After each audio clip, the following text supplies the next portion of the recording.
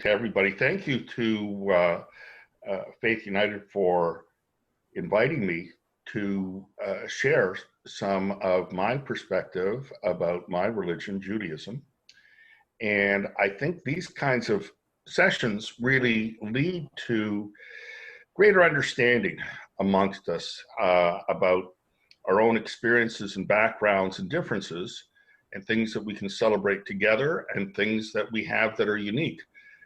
It's through these kinds of efforts and outreaches that we have the ability to make connections and hopefully restore some form of harmony to the world, which it sadly needs. So I thank you for this opportunity. Now, this evening, my aim is to give you a brief history of Judaism, and I'm going to be concentrating on the central tenets of the religion, which have been fundamental to its survival for over 5,000 years. I'll talk for about 30 or 40 minutes, and then if there are questions, I'd be happy to take them and see if I can provide a half-intelligence answer. But before, as an introduction to this, I thought I'd tell you a little bit about my favorite subject, which is me. So I'm going to talk about myself, so to give you a little bit of context of who I am and what my Jewish experience and identity is. So I'm a 67-year-old guy who was born and raised in Toronto. Now, my parents' families both had their origins in Eastern Europe, and in the 1920s emigrated to Canada. My father actually came as a young child. He was about 4 years old. My mother's mother came here and then had my mother shortly thereafter. So my mother was born in Toronto, but her family had just recently arrived from Eastern Europe. And of course, at the time of their arrival, their facility with English was next to none. And so I grew up in Toronto in a predominantly Jewish neighborhood in North York, and lived in kind of a upper middle class environment. My family, in terms of level of observance and adherence to Jewish tradition, was kind of middle of the road. We belonged to what is called a conservative congregation, which is sort of in the middle, and I'll speak more about that a little later on. I attended public schools and post-secondary education, but I also participated up to the high school and including high school level in Jewish after-school education. And in many ways, my experience is not atypical of the experience of many of my generation in the urban environments that have larger Jewish populations in North America. I mean, certainly there are differences, but there are many that had similar experiences to me. And in that sort of slice of time. Now, having said that, and having said I think that there are others who are somewhat similar in their experience, if not their outlook to me, I have to emphasize a number of things. First of all, I'm not a scholar. I'm not an expert. I don't profess to be.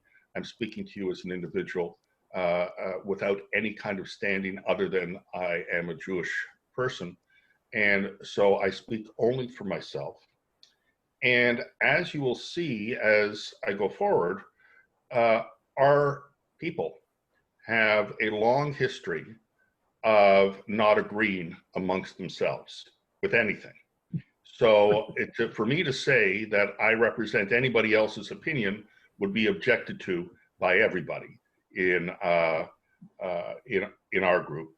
And to kind of underscore how this works in our group, I'll just share with you an old story about two Jewish fellows who happened to be out on a boat and then got stranded on a desert island for many years.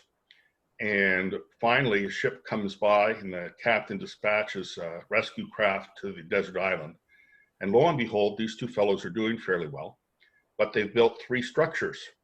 And so the rescue team says, well, what do you have there? They look like synagogues. And they say, yeah, there are 3 synagogues. Well, there's only 2 of you. Why are there 3 synagogues? Says, well, the first one he won't go to. The other one I won't go to. And the third one we both won't go to. So that kind of gives an indication of, the fact that we don't always agree amongst ourselves on too much. Let me give you a real quick history of Judaism. This isn't even Judaism 101. This is Judaism 1, maybe not even that much. And I don't mean to be irreverent in this, but given the time considerations, I'm going to condense things for the past 6,000 years or so into a few minutes. So let's go back to the second millennium before the Common Era, sometimes referred to as the Bronze Age in history. And we'll focus in on a part of the world that is now identified as the southern part of what is Iraq and in Mesopotamia. And there lived a young man named Abram. And he had a father whose name was Terah. And Terah was a stonemason. He cut images out of stone. The images were deities. And this is what he did, idols for worship. Abram hears a voice, and he determines that it is the voice of the Almighty. And now let's just pause for a second. And in history, some say, well, what was this voice, or why was this voice exclusively for the ears of this individual? And I'm not sure why he was chosen, but one theory goes that the Almighty was a baseball fan, and he gave human beings 3 strikes, okay, before they were out. The first strike was given to Adam, who blew it, right? He ate the apple. The second strike was given to Noah, who had communication with the Almighty and told to do certain things to rescue humanity, and indeed followed that. However, humanity, which had been wicked before, didn't seem to learn from the lessons of the flood, and they blew it afterwards. So here's strike 3, reaching out to this individual. And what is the message from the Almighty? The message basically boils down to this. It says, if you believe and do as I say, I'm going to have a contract with you. The contract is this: I'm going to make you a great nation. I'm going to give you a land of your own, not yet named, but you'll have a land of your own. And I'm going to bless the world through you. Your actions will be a conduit to the rest of the world as a blessing to them, as an example to them. So Abram, I guess, thinks about this and says, well, so what do I have to do? This sounds pretty good. And he says, and the voice says, these are the things basically that you have to do in order to fulfill this part of the contract. It's not just you, it's all generations from you thereafter. First thing is this: you have to believe that I am the only one and only God, that there aren't gods for other purposes or other events or other situations. There is only one. No other gods, no sub-gods, just one overarching deity. And you have to pass this belief on to your descendants and have them adhere to it. And secondly, I am a divine presence. So you must follow whatever I say or whatever I tell you to do without question and without hesitation. And a little while later, Abram whose name is changed to Abraham later on, has the ultimate test of this kind of devotion in hearing the voice of God saying, you must sacrifice your son, Isaac. And in fact, he takes Isaac and is about to sacrifice him when an angel appears and tells him, no, we're just kind of seeing if you're going to follow through, and provided him a ram instead for sacrifice. But to that point, Abraham was ready to go through with following God's instructions. So that's what you have to do.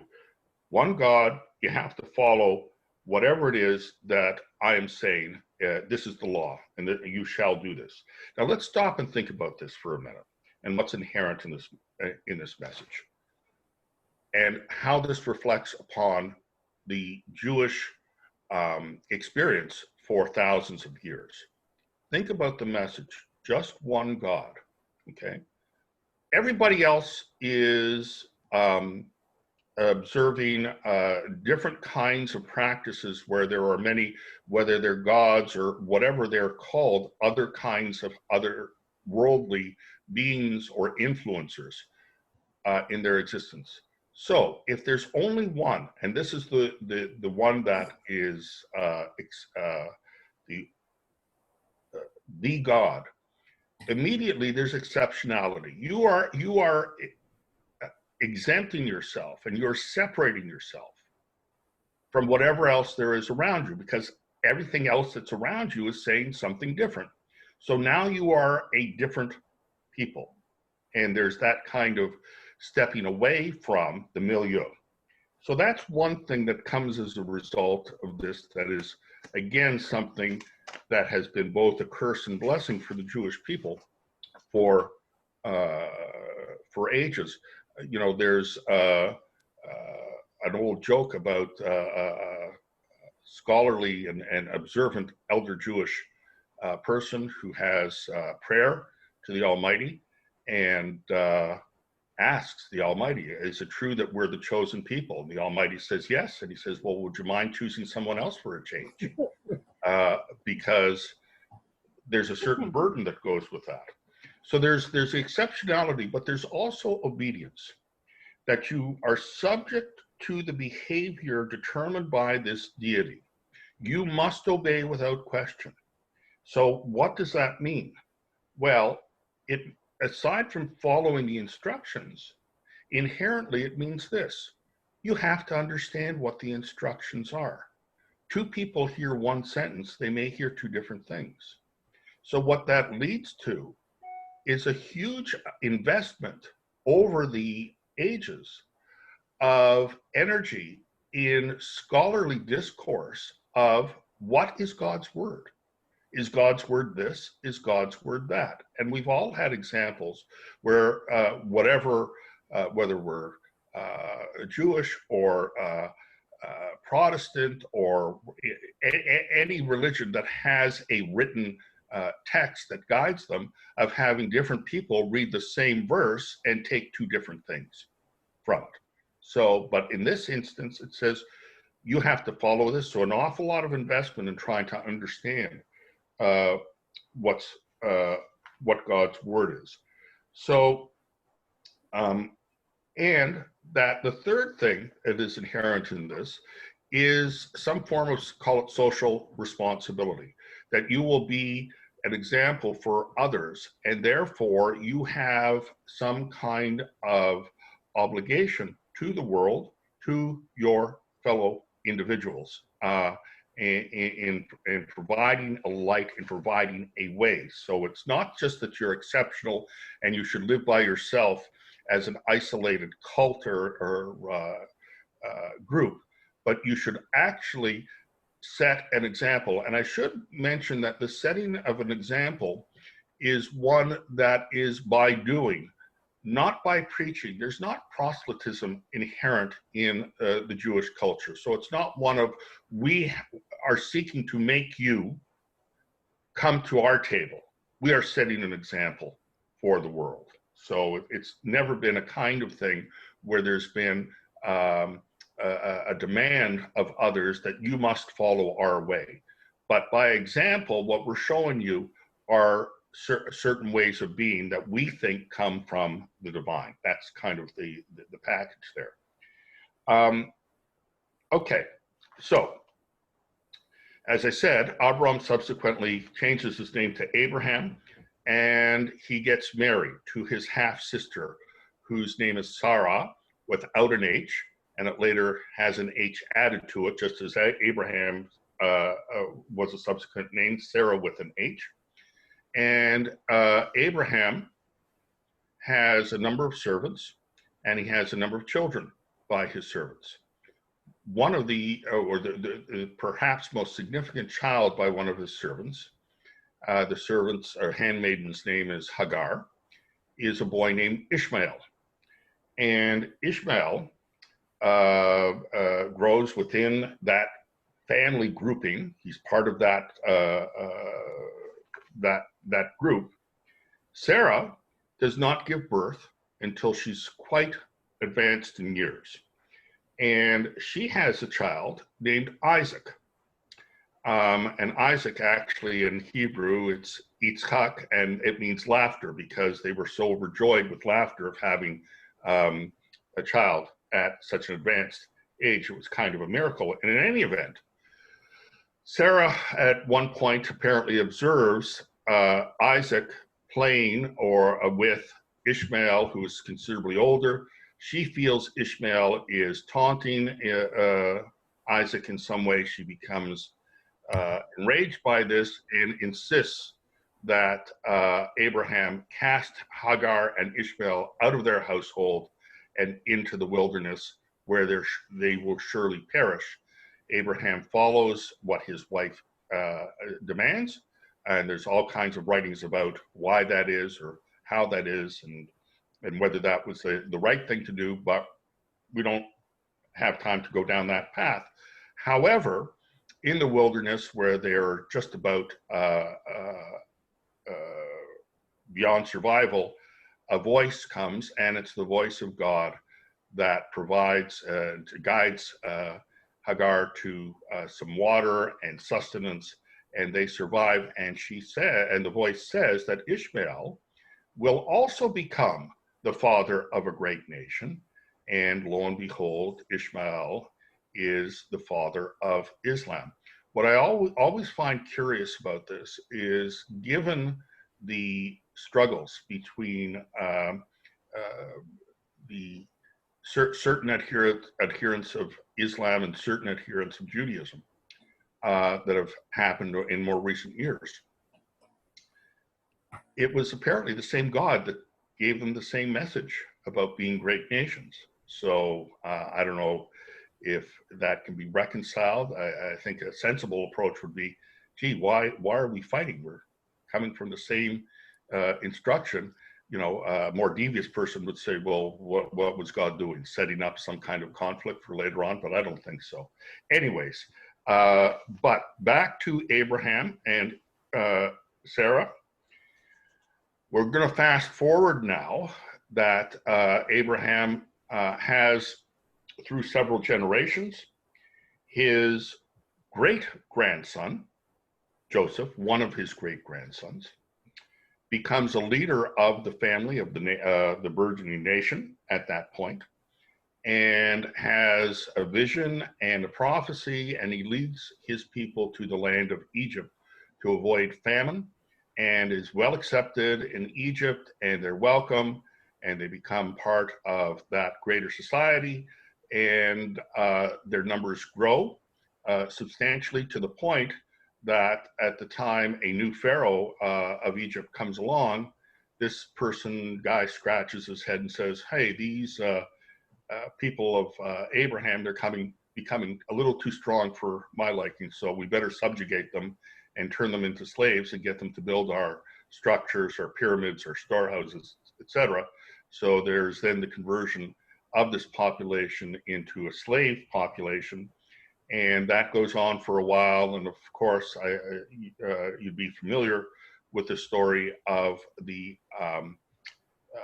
emancipation of the Jewish people from Egypt under the leadership of Moses, who also had messages from angels telling him to lead his people out of Egypt and to take them away out of subjugation and the 10 plagues, which finally convinces Pharaoh to let the Jewish people go.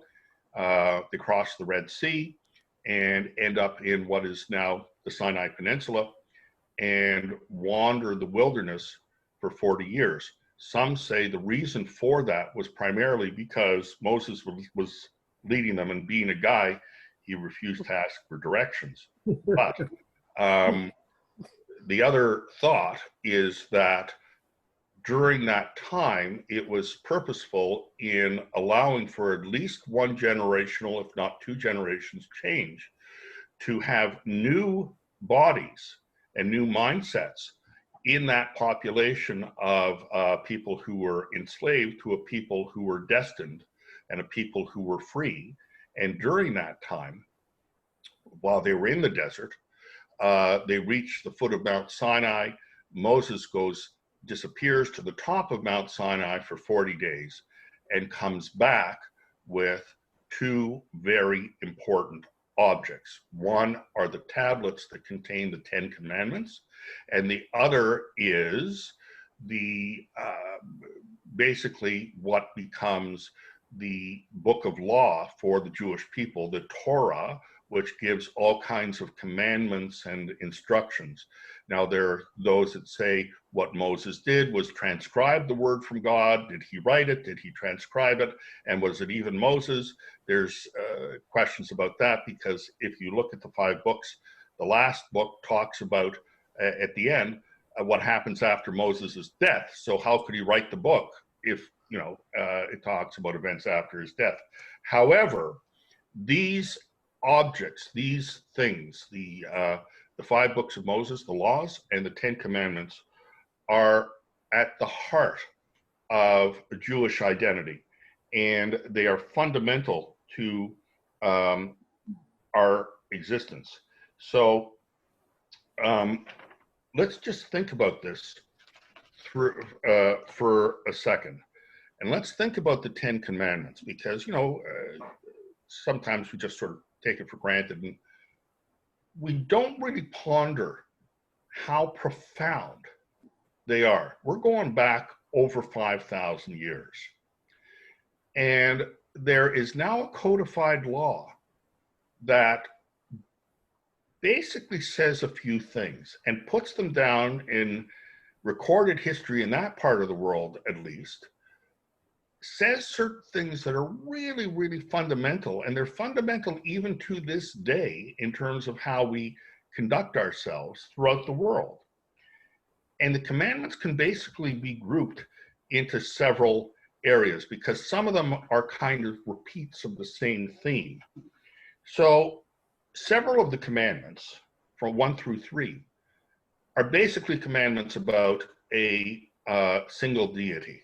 There shall be no other God. I am the God, there is no other. Interestingly enough, it doesn't just say that. If you read it, it also talks about God being a jealous God. So there's an assignment to God of a certain kind of human emotion of that. And that may lead to certain difficulties later on, because God's not very tolerant of others who may be pretenders in this. So there's, but there's that part there that codifies the single deity. It also sanctifies the primacy of a family unit. So a family is really, really important. Men and women should be in, well, I guess maybe at that point it was, I don't know about, having multiple wives, but there's an exclusivity around it, around that family, or, should not covet somebody else, a man should not covet somebody else's wife, and that children should honor their parents. So there's that kind of generational continuation that's inherent in our experience, even in years now. And then you think about it, well, of course we take it for granted. Children should in some way have some kind of, call it affiliation, loyalty, love. with their parents. But why should that be? I mean, it's we just assume that in terms of a nuclear family, but this talks about the importance of a nuclear family way back as an entity. So that's important. And it also sets up certain unacceptable behaviors, certain bottom line behaviors that you just don't do. You don't kill somebody else, okay? You don't steal their property. You don't even want to steal their property. So personal property, the sanctity of life, you don't do that kind of thing. And again, that's profound. The last thing is kind of a social behavior that is beyond its years and wisdom. The social behavior is this: all work and no play makes Jack a dull boy.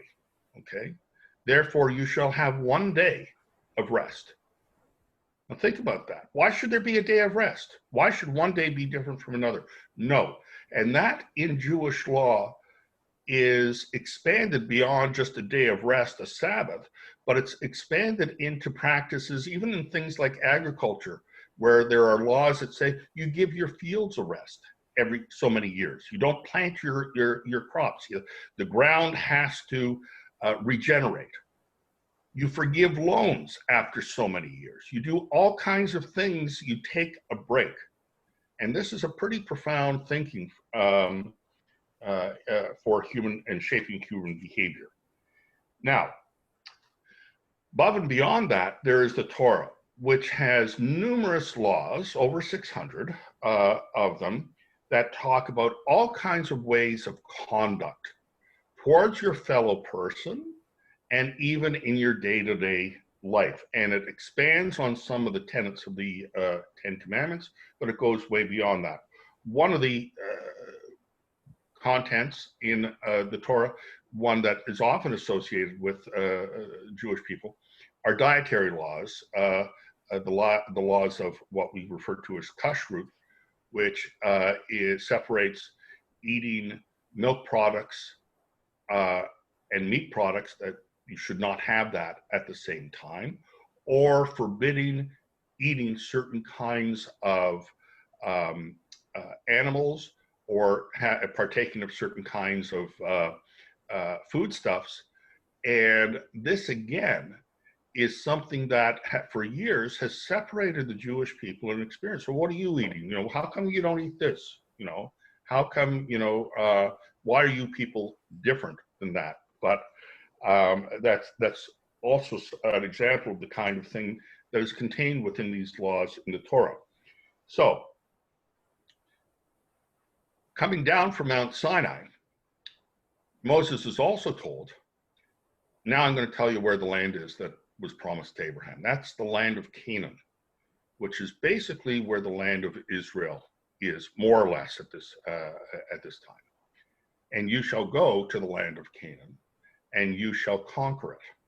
And you may be familiar with the story of the Jewish people going, and Joshua, who is the successor of Moses, the Battle of Jericho.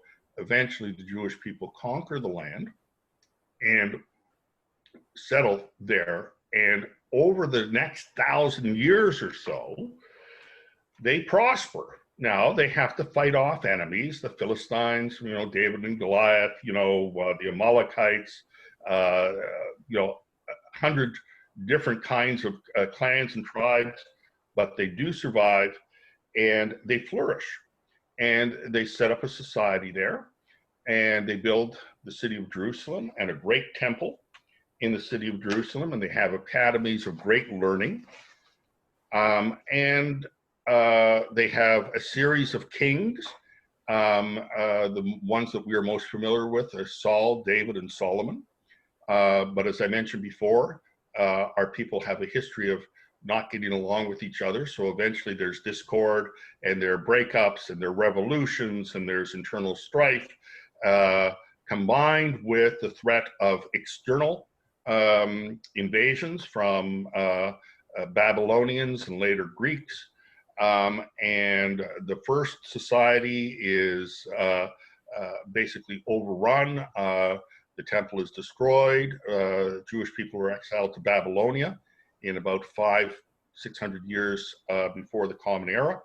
Eventually they come back to Jerusalem, they're freed, they come back to Israel, they resettle, build another temple, and start to flourish again. And now we're coming to around the time of Jesus. Who's there? The Romans. Romans come in, they conquer, they occupy the country, and they dominate, but Jewish society is still there under the dominance of the Romans. Finally, around 90 90 AD or CE, the Common Era, the Jewish people say, enough of this, we're going to rebel against the great Roman nation. We all know how that went, not so well. And they lost after rebellion. And this time the Romans say, okay, we've had it with you guys. We're kicking you out. We're exiling you. Although not everybody was exiled, but a large part of the population was exported and banished from living in the area and scattered to other parts of the world, which basically meant other parts of the Middle East, North Africa, and certain parts of what we now call Europe over the next number of years and centuries. So at that time, in our people, it led to a cultural division by geography, a great cultural division of our people into two different kinds of cultural groups. And I'm not talking about level of observance. I'm talking about ways of celebrating Judaism and adhering to the religion while being in populations where they were not the dominant culture, where they were living under somebody else's roof. Those two great divisions are the Sephardic experience and the Ashkenazi experience. Basically, think of it as this. The Sephardic Jews were the Jews who lived for many centuries in areas that we now would call North Africa or other countries in the Middle East, including places like Yemen, even as far east as India, and at some point in southern parts of Europe, in Spain, Portugal.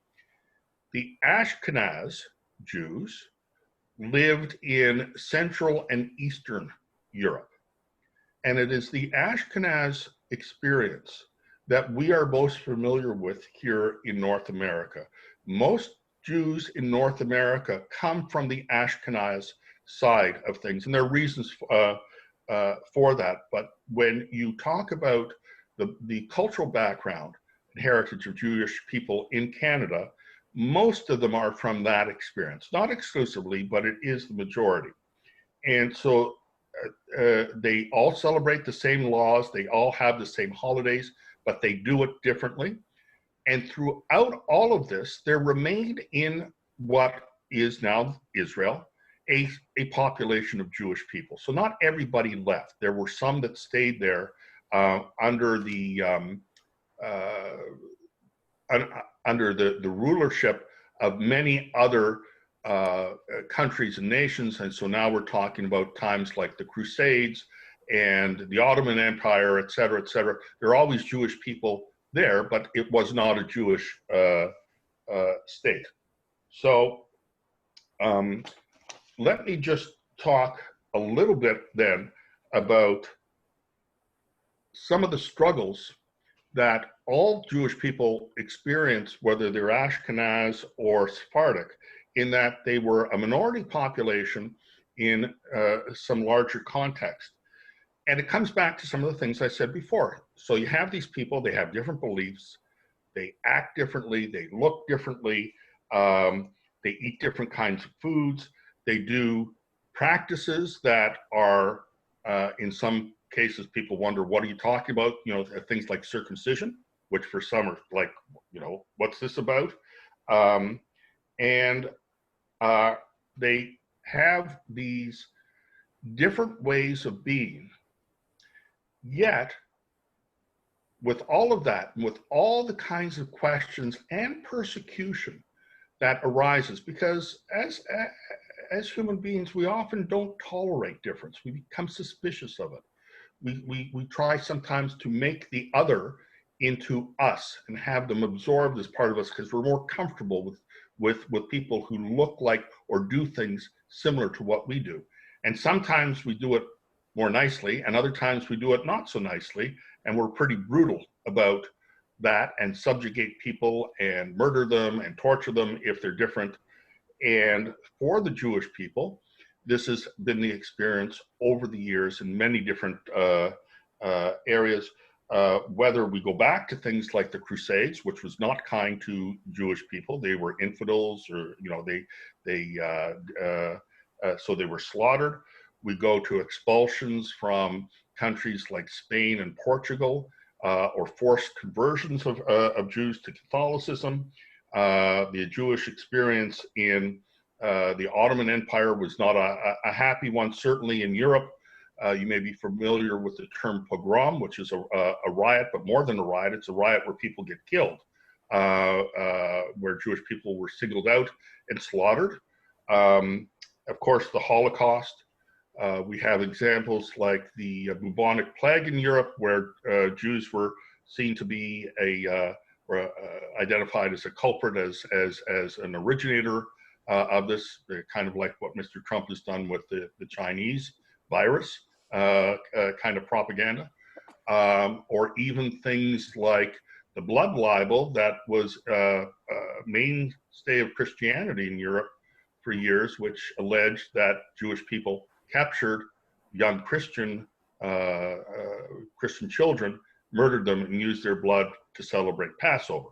So, and of course, vengeful behavior came from that, and Jewish people were killed on the basis of that kind of spreading of false information.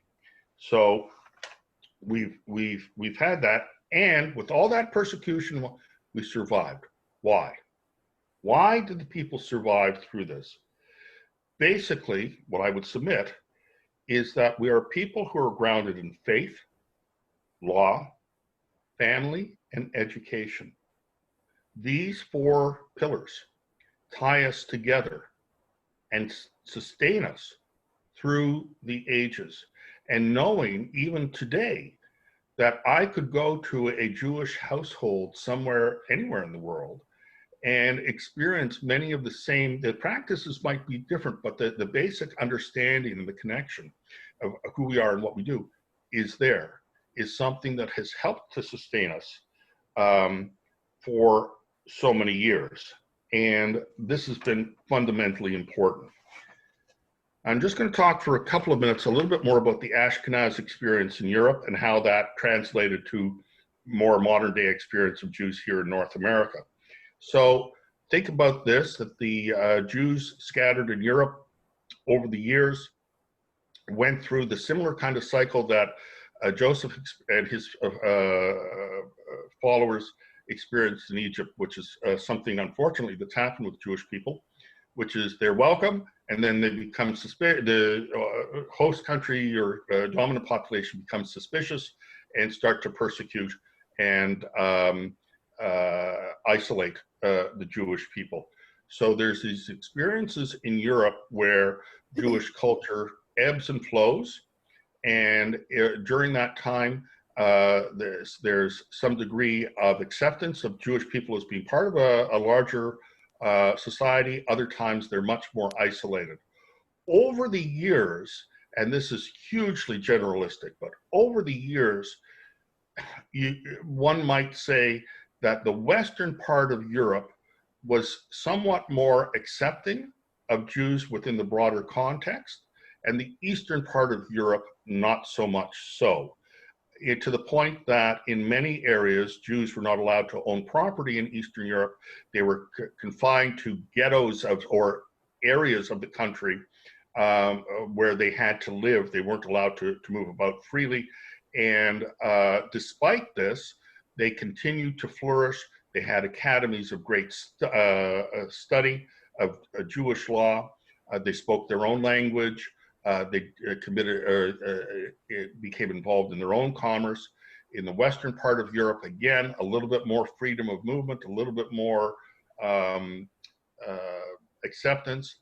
And in the past 300 or 400 years, this in fact presented a real challenge to the Jewish people of the Ashkenaz experience. What's the challenge?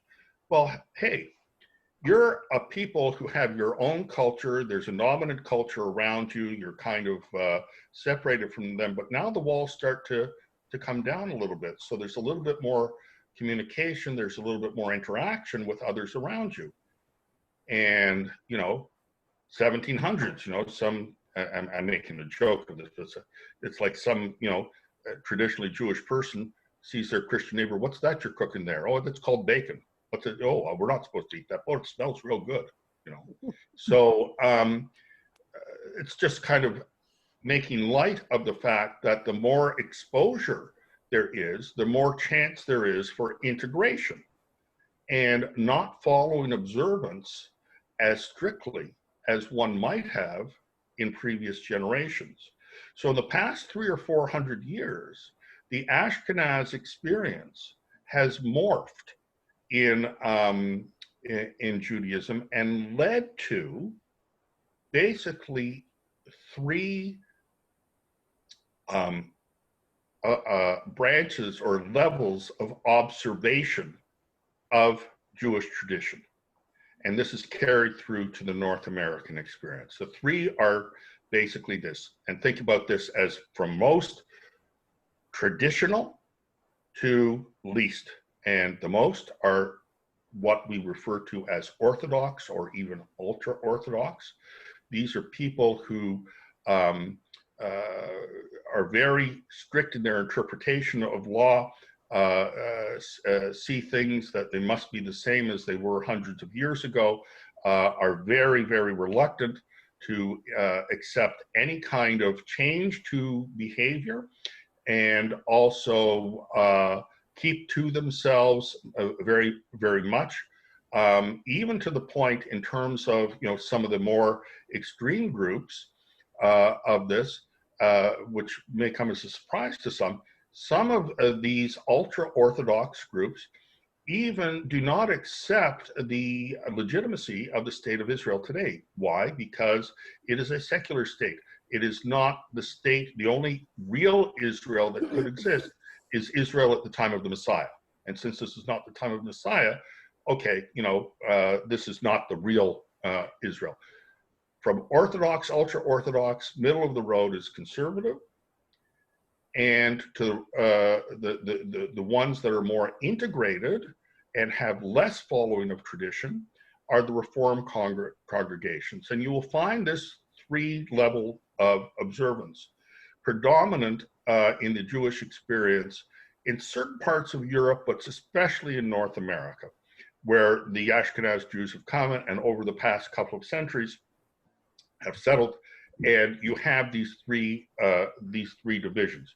And generally what happened is from the 1700s on, there were waves of Jewish immigration to North America as the US in particular was seen as a land for religious freedom.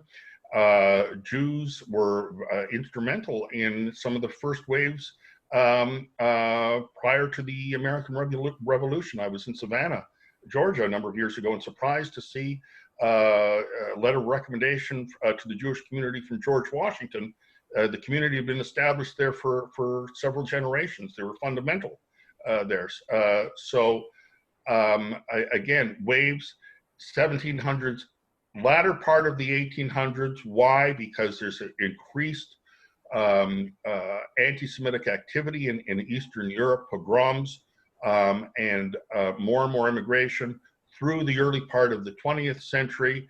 Then, of course, the tragedy of both the Holocaust and the pre-Holocaust years, where Jews were being threatened with their lives, and they were seeking refuge in safe countries, including Canada, which to its discredit was a country that was not tremendously welcoming of Jewish people.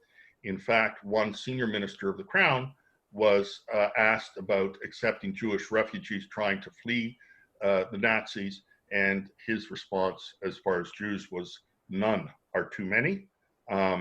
And of course, some of those Jewish people who sought refuge were not allowed to emigrate, and they perished in the Holocaust.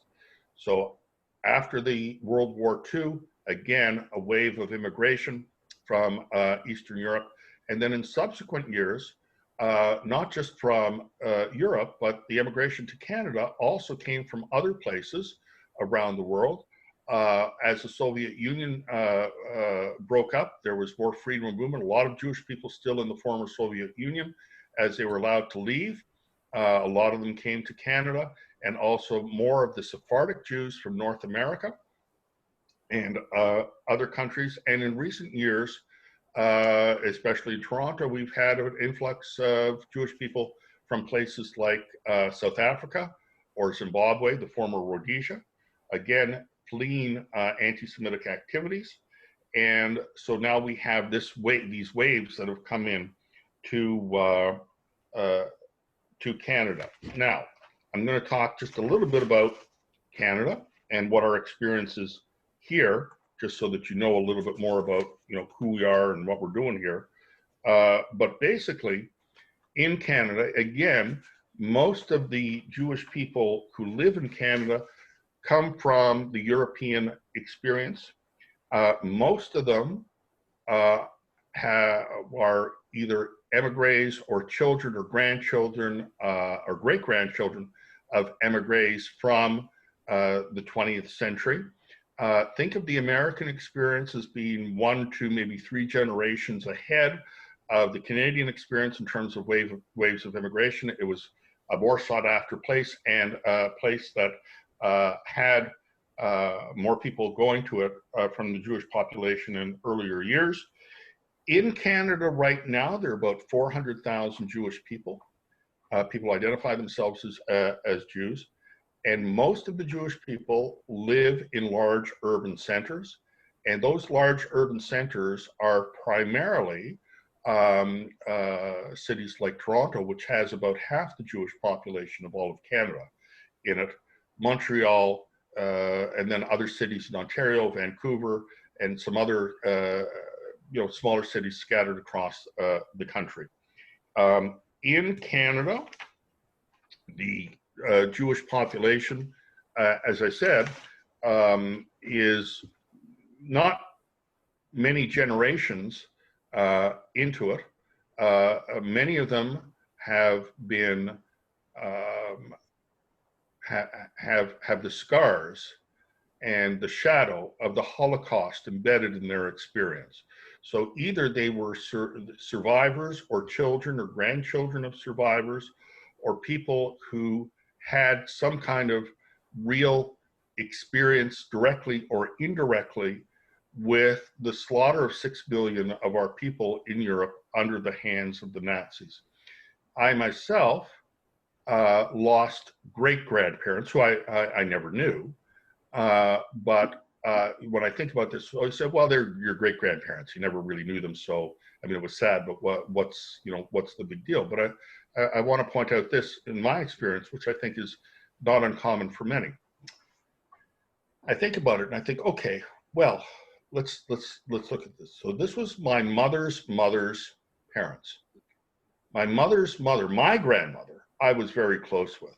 And think about this. So here she is, she came to Canada as a young woman, had my mother, worried about her parents, and then the next thing she knows, they're in a camp, they lose touch, and then they find out that she and a sister, so it would have been my great aunt, perished. This was central to my grandmother's experience. Don't think that that experience wasn't imparted to her child about, the tentativeness of life, about the persecution, about the fear of your existence. Because in many instances where Jewish people were annihilated, they were part of a larger society where they were generally accepted and integrated. I mean, there were differences, but this came out of, several years of tumultuous change, but was not something that anybody predicted. So you thought you had a stable existence. And of course, why did so many people perish? They couldn't believe it was happening or it would happen. They just couldn't believe that something like this could happen, even with some of the problems they'd experienced. Nah, it'll never, this guy's an idiot, you know, Hitler on, you know, he's saying all these never happen. And I don't want to digress and get into another area, but we have all been witness to certain people saying certain things. It'll never happen. You got to be careful. But it did happen. And that experience was central to my grandmother, to my mother, and of course to me in some ways. It gets passed on. And I'm a few generations beyond. I have friends and people who are actually people who my contemporaries are just slightly older, who were born in displaced persons camps. You know, their parents survived the Holocaust, horrible conditions, and they were in displaced persons camps for several years after the war. And they were born in somewhere in Europe and then came here as a child. So that is central to the experience. The other thing that we can't forget about is the creation of the State of Israel and how that is fundamental to the Jewish people. Very brief history. Of course, this was the land that was promised. One can say, well, it was promised to other people as well. There can be all kinds of debate about that. But following the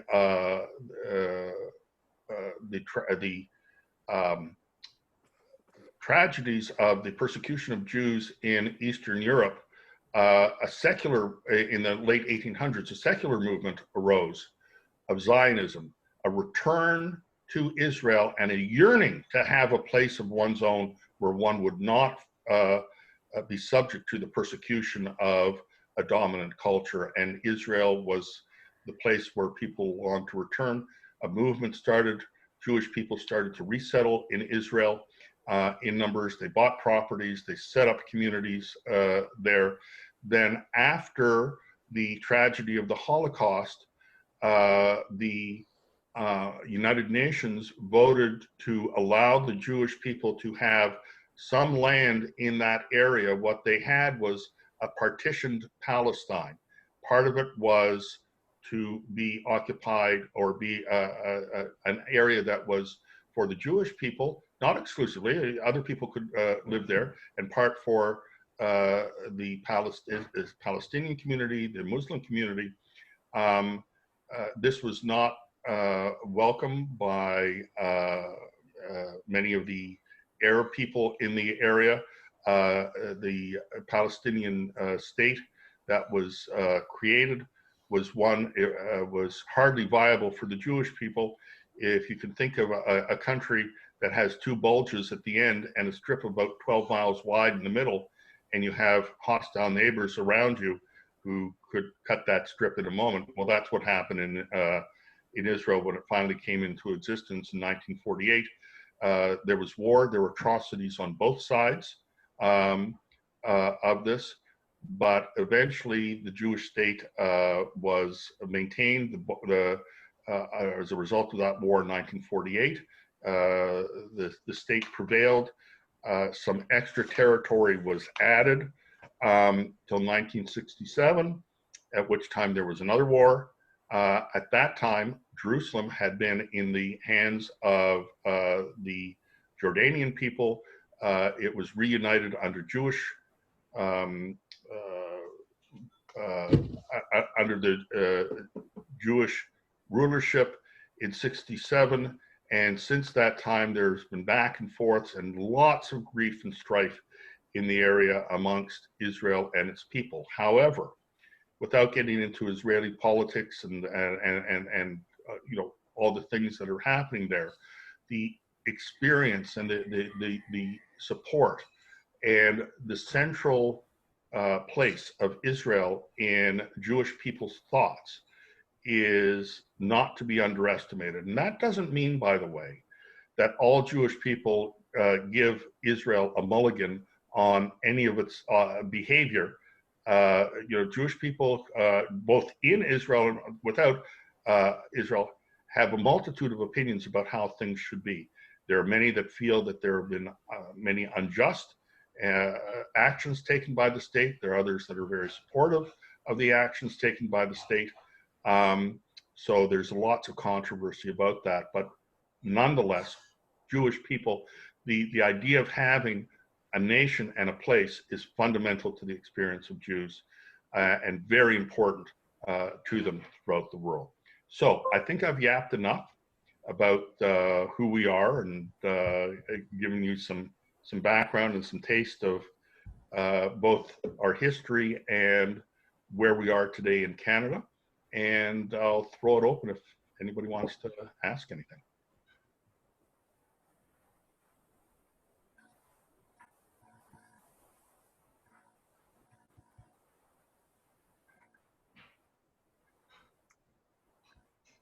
I will. Okay. First, thank you for all Pleasure. of that. Yeah, it's great. I mean, I have a few questions, but one was about you said there were three, the Orthodox, the Conservative and Reform congregations, and I was curious about that. Like, you know, as I look at Christianity and, you know, watch the numbers falling, although it seems like in evangelical circles, they're sort of maintaining a little bit better than the liberal side, but still also in decline. And so I was wondering about that, like what percentage are in each of those three categories, and are they staying strong? Are they growing? Or are they starting to decline as well? Because it seems like it's not just a religion, right? It's also a broader identity. Yeah. So anyway, there's a few questions in there. Pick one if you want. I don't have the numbers, Deb, in terms of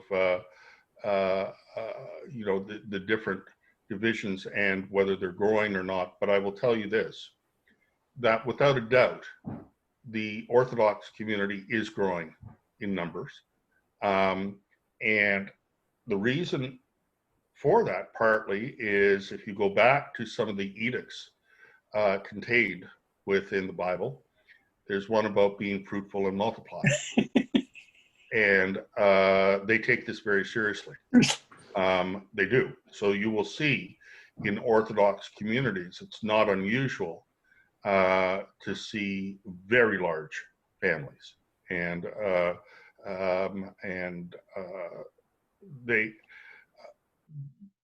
they support one another in various ways. I marvel at times about how some of these families even survive feeding so many mouths. And you may find in some of these families that the men don't work in the traditional sense full time. They spend a lot of time at institutes of study. And so how is food put on the table? I'm not quite sure, but they do support one another. And they take this very seriously. In the conservative side of things, it's interesting. My sense is, and again, this is very limited from my experience, but I mentioned at the beginning that I grew up in a conservative household, and we were members of one of the largest conservative synagogues in Toronto, which means it was one of the largest ones in Canada. It was quite substantial. And I went to Jewish school there after public school. They had a thriving school wing, you know, with classes, several shifts of classes, late afternoon, early evening, on Sundays, et cetera, et cetera. And, you know, at certain times of the year, the synagogue would be full. I don't belong to that congregation now, but I have revisited over the years to see that the school wing closed years ago, not enough kids. And that the sanctuary, which is very large, one of the largest in Toronto, has to have a special area now in the back to accommodate the multitude of walkers and wheelchairs for the congregants, which was never a feature before. So this talks about an aging community that it's not being replenished in the same way by younger adherents. And I would suspect that the conservative group is not if it's growing at all, it's not growing substantially. On the Reform side, there may be some growth, but there's also attrition. And the attrition is from people who would then perhaps not identify themselves as Jews.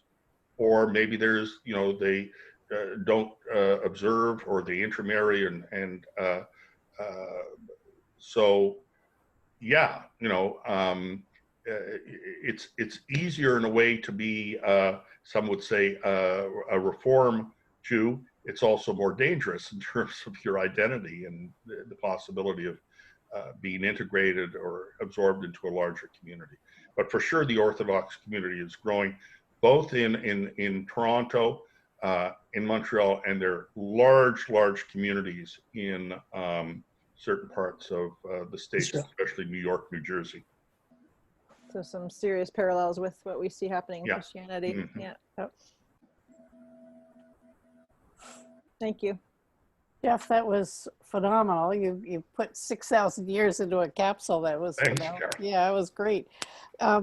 Is it easy to move from one group to the other? If I'm a conservative and I'm really kind of interested in how the Orthodox are, can I?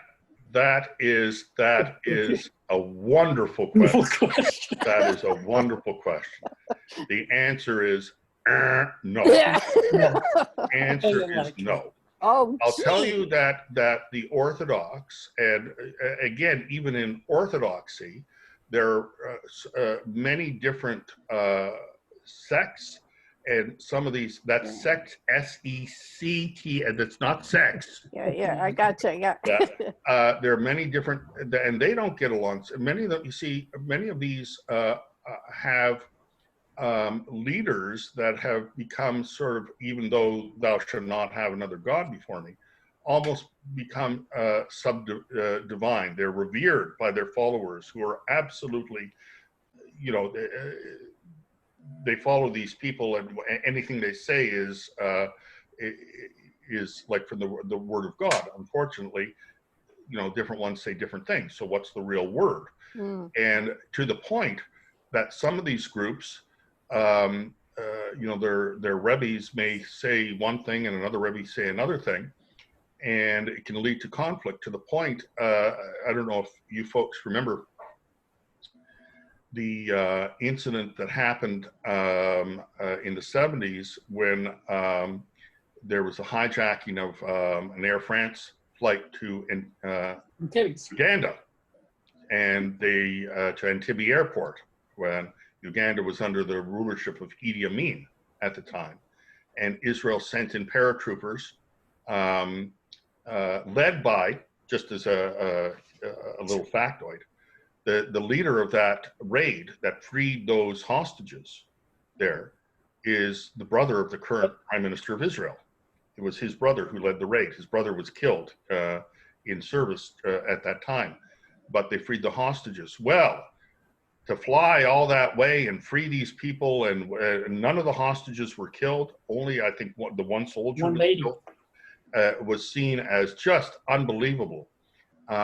And one of the rebbes in New York said, "This is a miracle."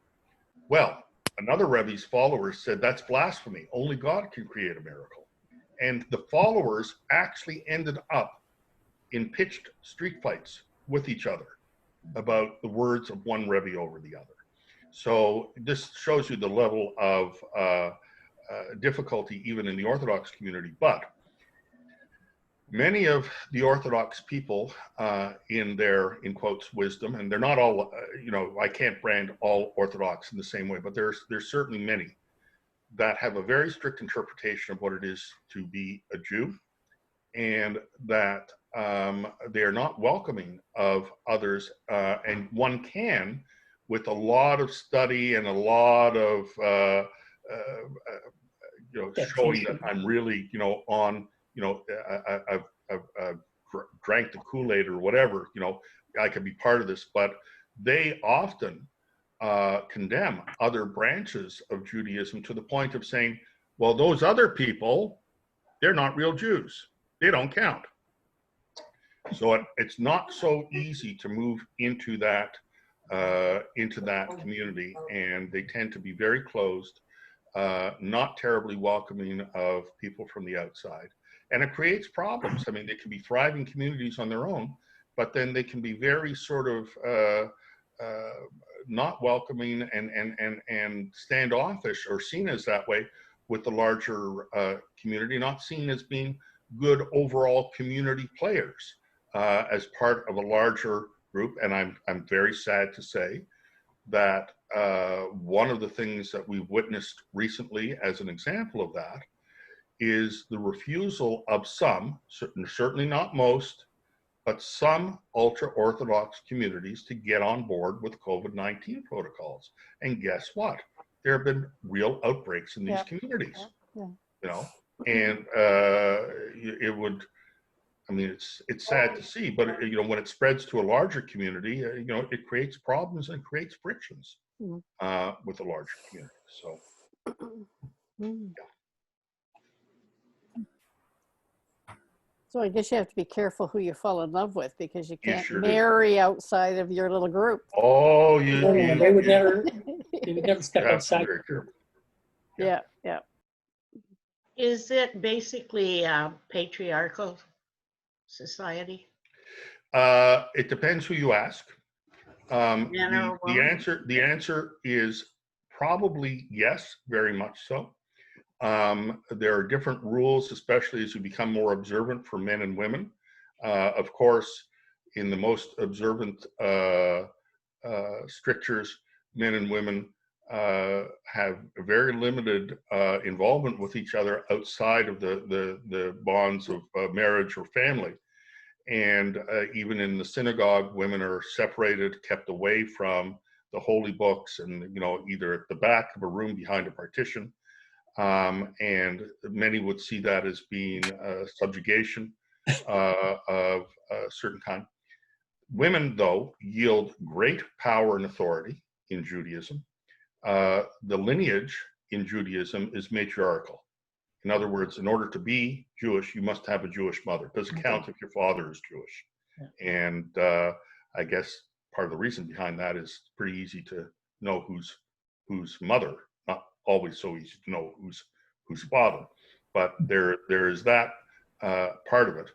And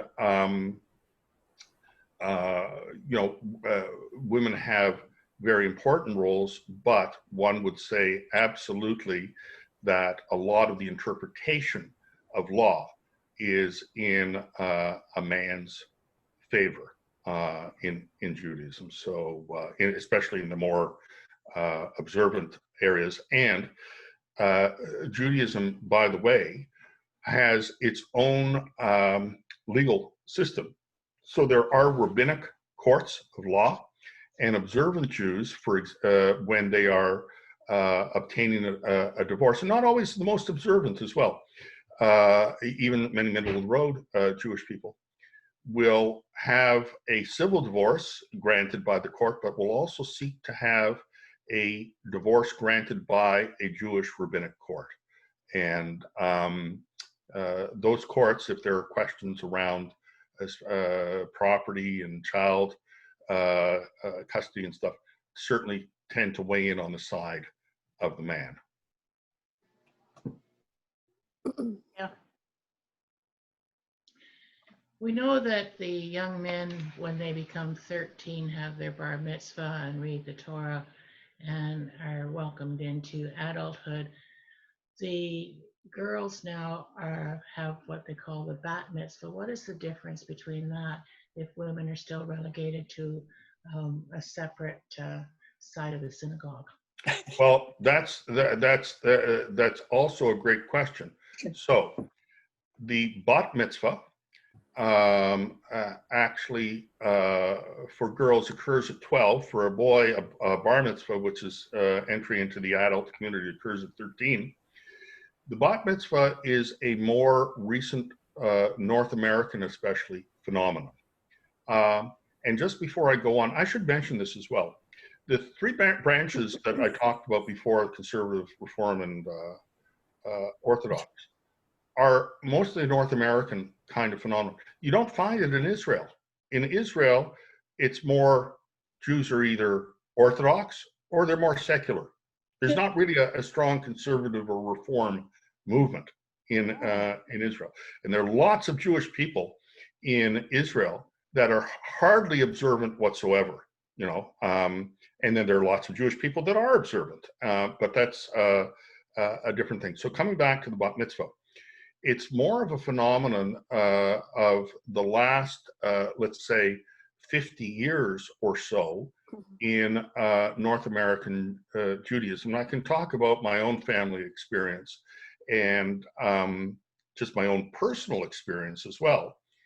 I mentioned that I was very close with my mother's mother. Well, my mother's mother and this very large synagogue that our family belonged to, well, we lived 2 doors away from it.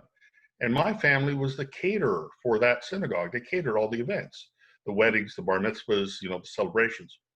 So I grew up in that kitchen in the synagogue because my grandmother was there all the time. And I liked to eat, and she liked to feed me. So it was a happy marriage. But as a result, I was like right there when all these different celebrations were happening. So as a kid, you know, and even growing up, you know, into my teens, I could probably count on one hand the number of bat mitzvahs that occurred, and it would probably be less than 5. Over the years, it has become more of a phenomenon, but where? Only in some conservative and reform synagogues, not in the Orthodox community. So in the conservative and reform synagogues, the men and women do sit together. And now some conservative synagogues are more egalitarian, if you will, in terms of sharing honors in religious celebration equally amongst men and women. Others not so much. In Reform, you will find that they are pretty well all egalitarian. But the bat mitzvah experience is one that is more found in those communities, and really only something that's been more of a more common occurrence in the past 30, 40 years. Thank you. Do you think that you'll ever see a female rabbi or? Yes. I have a female rabbi. Our congregation congregation is led by a female rabbi. Now, having said that, and she has from the Reform College of Rabbinic Forum Congress in the States. She has all her paperwork, all the things that make her formally a rabbi. You ask many of the Orthodox, they'd say, "What rabbi? You know, that's not a rabbi. Can't be." But then they'd say that about any Reform rabbi, whether they're a man or a woman, but especially a woman. So yes, we refer to her as a rabbi. We recognize her as such. Many people do, but there'd be some in our religion who would not recognize that. And what about cantors? Yes, but there are a number of female cantors as well, and we have one at our synagogue as well. But again, and the cantor, by the way, is something that is much more of an experience that relates to the Reform and conservative congregations. Some Orthodox, not so much so. Interestingly enough, in some ways, the actual religious ceremonies at synagogues are far more organized in the Reform and conservative congregations than in the Orthodox. If you go to a Sabbath service in a very Orthodox congregation, it will almost seem chaotic. Everybody's doing their own thing. You know, there's not somebody up there, you know, when saying page 407 or, you know, whatever. They're doing their thing, and they come together at certain times and do certain things. But it's because everybody sort of knows what to do and they're on their own schedule or whatever. It's much more organized and theatrical, if you will, in the conservative and Reform congregations, where there are accoutrements like choirs or other music and formal sermons and congregational participation, you know, call and response kind of readings. Not so much in the Orthodox community. Thank you very much. Jeff, I've always been fascinated by, like, and you referred to 600 laws. Yes. How does, whether you're very Orthodox or way on the other side, how do you reconcile keeping track of 600 laws and which one did I break today? And how do, I mean, Christians have the same problem. We don't have quite that many, but it seems like there's so much law living, and how much does that have impact on your regular lifestyle? Carol, it's all a matter of to what degree one feels the necessity to have that impact on their life. So if you want to follow not only the 613 laws, but all the scholarly discourses and dictates of that have been written over millennia about those laws and interpretations, then you can, it will tell you everything that it will prescribe your life for you. And for some people, that's a comfort. They don't have to think because they are told this is how it will be.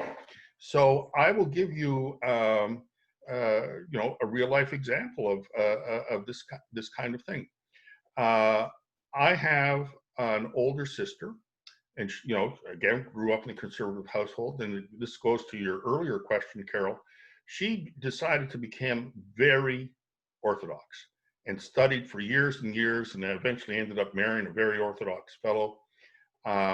Even with that, you know, only sort of partially accepted in the community, but because her husband had standing, it was okay. And this guy was a teacher of teachers. So he was revered for some of his knowledge in Jewish law, etc. She used to prepare, would prepare, and they lived in England. She would prepare breakfast for him. Well, I guess he liked oatmeal. And maybe where they were living, there were some problems with weevils getting into the oatmeal. Well, she would go, before she prepared it, she'd go through every little spoonful to see whether there was a weevil, because a weevil is not something you're allowed to eat. It's not kosher. Okay? It's an insect, you can't eat it. Yeah. This guy who is ultra observant, I mean, if you saw a picture of him, you know, he at the time was about 45. He looked like about 145. You know, white beard, you know, the black hat and the whole thing. This guy's saying to her, give it a rest. You know, if I eat a weevil, it's not the end of the world. No, no, no. It says somewhere you can't eat this. I have to make sure that this does. He says, I'm hungry, you know.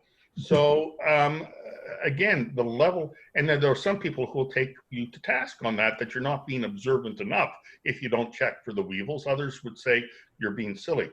But it also speaks to a very interesting point, not just the laws, but remember that we're talking about stuff that was written and has been interpreted from many, many years and centuries ago. How do you reconcile that with modern technology, which has been a huge issue for Jewish people? And, you know, because we have the Sabbath, thou shalt not work on the Sabbath. Well, what constitutes work? And how do you, you know, get around that or deal with that in modern society? A very simple example, and one that still attracts debate in the Jewish community, is the mechanism of the elevator. Now, an elevator is something that transports people. It does work. So can a Jewish person take an elevator, especially if you're pressing a button to go up to the 20th floor of a building?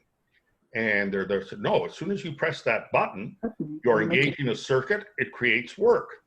So, well, but we got to get, I mean, what if I live in an apartment building? I got to get up, I got to get down, I got to go to the synagogue. I can't walk 20 stories. What am I going to do? Oh, well, we will create something called the Sabbath elevator. And if you go to Mount Sinai Hospital in Toronto on a Saturday, you'll see over some of the elevators, it says, this is a Sabbath elevator. What does it mean? It means that the elevator is pre-programmed to stop at every floor up and down. Nobody has to press a button. That way you get around it. There are some scholars that say, that it doesn't work out. It still work. Say, well, what are you going to do? I don't know what the answer is, but there's a whole juxtaposition of technology and, observance of law. In my family, we observed the kosher laws, not as strictly as some, but more strictly than most. And when I was about 11 years old, we had a real turning point in our world, especially my mother's world. What was it called? A dishwasher. An automatic dishwasher. Oh my goodness, this is going to make things so much easier and whatnot. But what do? You can't mix milk, dishes used for dairy products with dishes used for beef products, So how can you can't put them both into the same dishwasher. Okay, well, you're eating the meal separately, but what if you put in a set of meat dishes, do the dishes, and then a set of dairy dishes? How do you know that there's not some residue in there from the previous thing that's going to contaminate your dishes? Oh my goodness, what do we do around there? I want to use the dishwasher, so how do I reconcile this? So our solution, which was done by some, which might sound silly to some, is what we would do is when we finished a meat meal, we would change the racks of the dishwasher. You would have meat racks and dairy racks, okay? Now some would say, but there still could be something in the dishwasher. Others would say, this is good enough. In Orthodox communities, how do they deal with it? Two dishwashers. Two dishwashers. Of course. And not only that, they may have 4 dishwashers, and I'll tell you why. Passover. Because during Passover, Yes. you have to have food that is not contaminated by yeast products that have yeast in them or other things that are not kosher for Passover. We had two sets of racks. I can tell you, in our household, we had 8 sets of dishes and cutlery. 8. 1 meat every day, 1 dairy every day. 1 meat for good company, 1 dairy for good company. 1 meat every day for Passover, 1 dairy every day for Passover. 1 meat for the Passover Seder, and 1 dairy for the dairy meals that were for not just the everyday people. 8 sets, and changing over stuff at Passover, the dishes, and cleaning things was a real.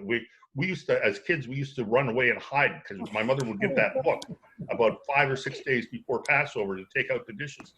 We'd find some other place to be because it was a real undertaking to do that. But can you imagine 8 sets of dishes? No. Not uncommon. Not uncommon. Yeah. I know we had a lot of customers that were the very Orthodox Jews, and I knew that they had their separate kitchens. Yes.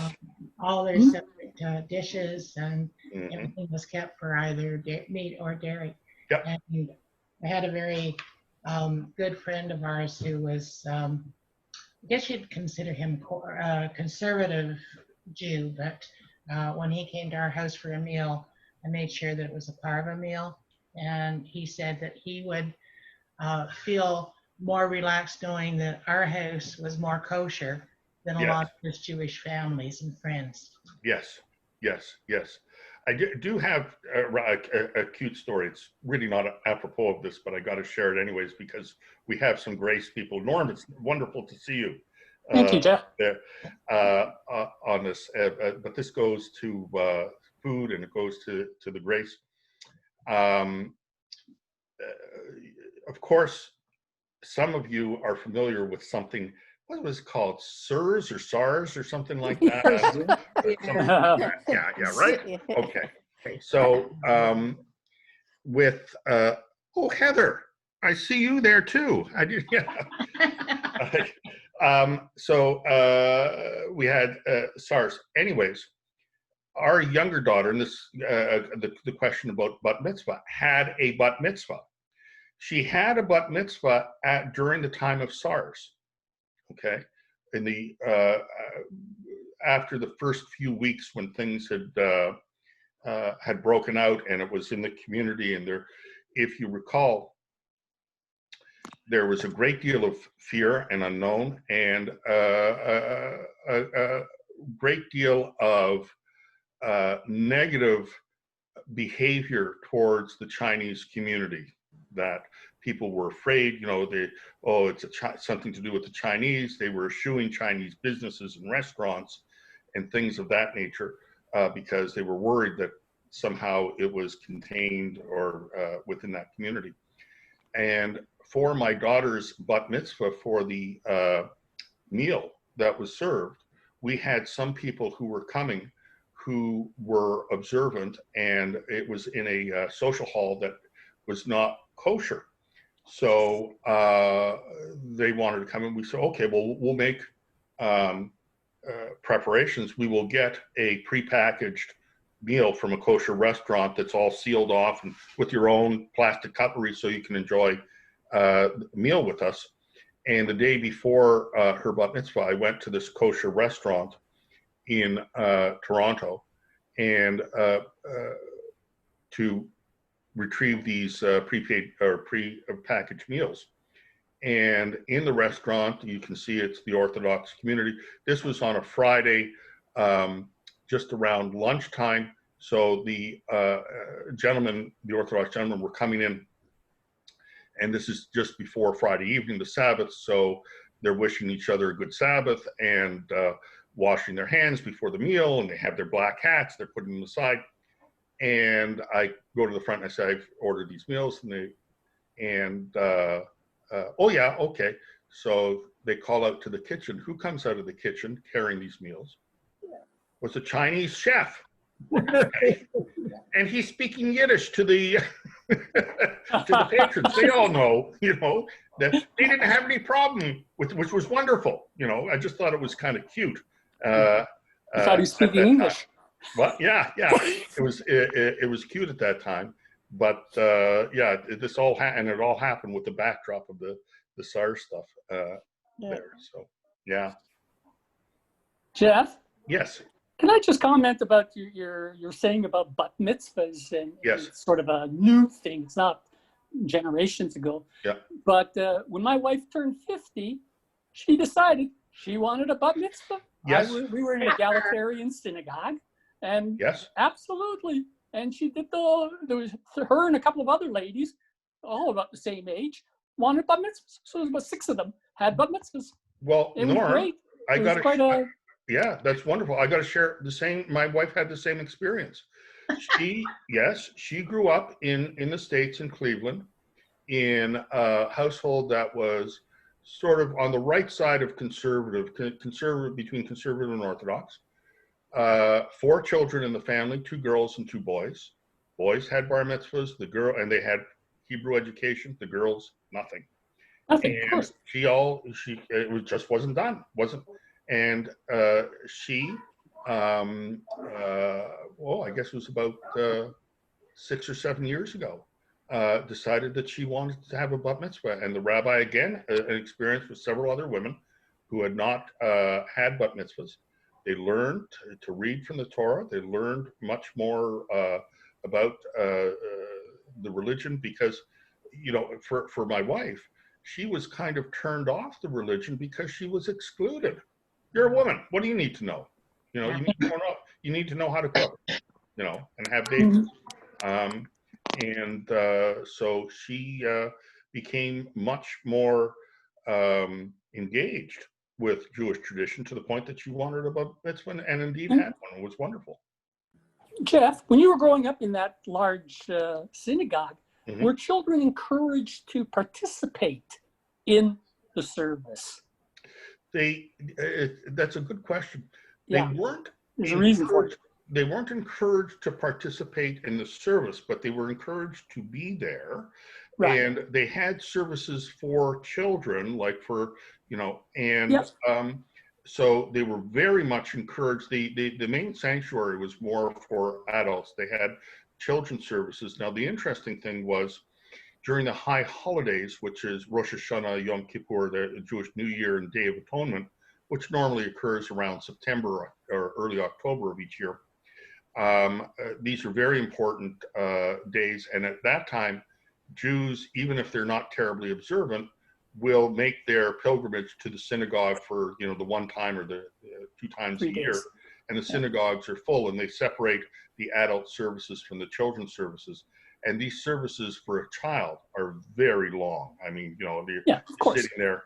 So our job when we were relegated to the children's service was to go and then to try and find a way of breaking out so we could run around. So we would spend our time in, you know, the chapel or what with our friends, figuring out which door we could sneak out and create havoc for, you know, rather than sitting in the service, because that was very boring. Of course, we'd go out and run around for 15 minutes and then go back into the service to see if we could escape again. But that was our experience. Don't you think that kind of made the whole experience sort of taboo for the young kids, because they were segregated, they were not allowed to be part of it, and many of them lost interest in it because it was sort of, we couldn't be there, and you know, by the time the good. Yeah, no, I agree. I mean, in our congregation, as in a number of others that are more progressive, children are welcome, they're included, they participate, and even, you know, from infancy. So, you know, people will bring their infant children to the service, and they try to be respectful. If a kid, you know, starts to cry and can't be consoled, then they'll take them out for a while. But you know, to have them as an integral part of the experience, absolutely. No, it was very different. It was different in terms of the roles of the sexes. It was different in terms of the roles of the ages and the generations at the time, and children were relegated to a very different kind of experience, and that was just the expectation, you know. And yeah, I think it did alienate some. Yeah. I think some people were surprised by the new elected leader of the Green Party, that she's Jewish. Yes. Is there a lot of intermarriage in other racial groups, or is she an exception to the rule? I'm sorry, you were breaking up, Jim. I'm just wondering if she's a reflection of what's happening in the Jewish community, or if this is an exception to the rule. Well, I can tell you that in my wife's bat mitzvah cohort, there are about 6 women. One had some background from ethnic background from Asia. One was African American background.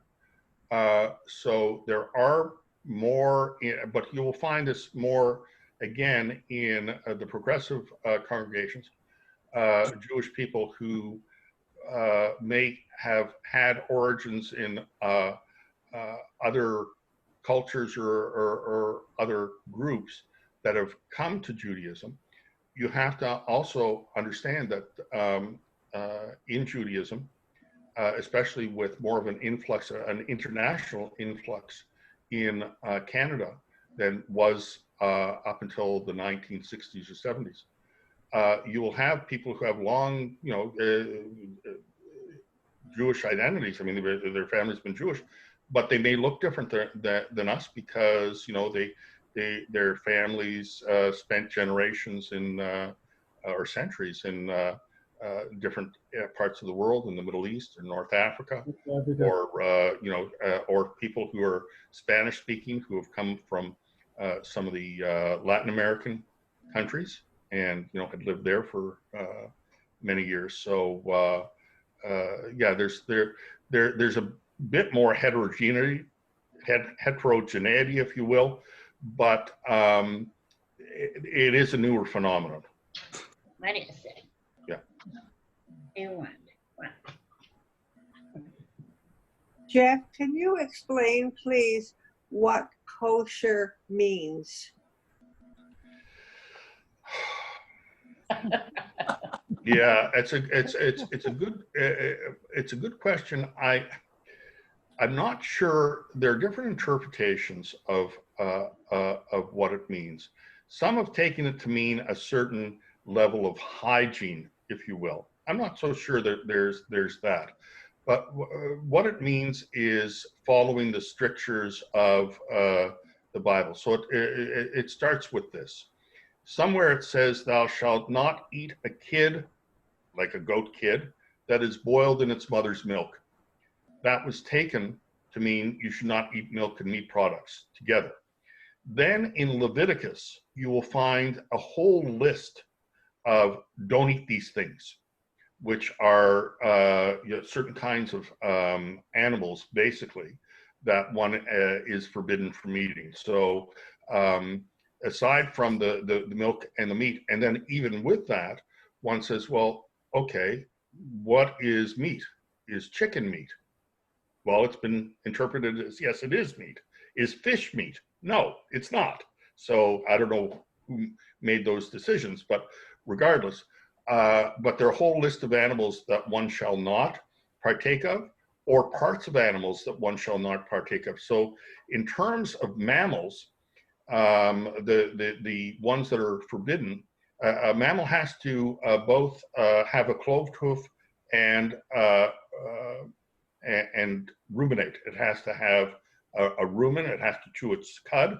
So that means that pigs, for example, which do not chew their cud, are forbidden. But animals like cows or goats are permitted. And then as far as creatures of the sea, they must have fins and scales. So that eliminates all shellfish. And also, as far as other things, there's certain game meats that aren't allowed, or birds of prey that are not allowed. I'm not a scholar in this, but it's sort of, those are some of the basic exclusions or thou shalt nots. Then over the years, there have been all kinds of traditions and oral interpretations of these laws that have further determined what is acceptable to eat and what is not acceptable to eat, on even things like how many hours one must wait between partaking of a meat product before you can partake of a dairy product.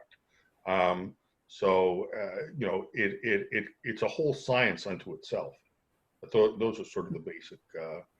Does it also involve how food is cooked somehow? Yes, it involves how it's cooked to a certain, but there's some other elements as well with it. So how food is cooked, one of the prime one of the prime directives is that you shouldn't eat meat that has blood in it.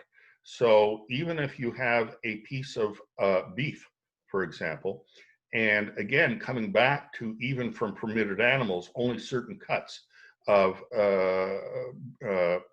those animals, mostly from the forequarters, not the rear quarters of the animal, are allowed. But even if you had a cut of beef from a permitted animal, the blood has to be absorbed away from the meat. It has to be koshered, which means you use a process which is usually done at a kosher butcher's, but sometimes people do it at home. My mother used to do it at times, and they would put salt. That's partly where you get the kosher salt, coarse grained salt, on the meat to draw out the blood from it. Some of the other prescripts of being kosher is that the animal must be of a certain fitness. In other words, if it's determined that the animal has any health problems, they're not to be eaten.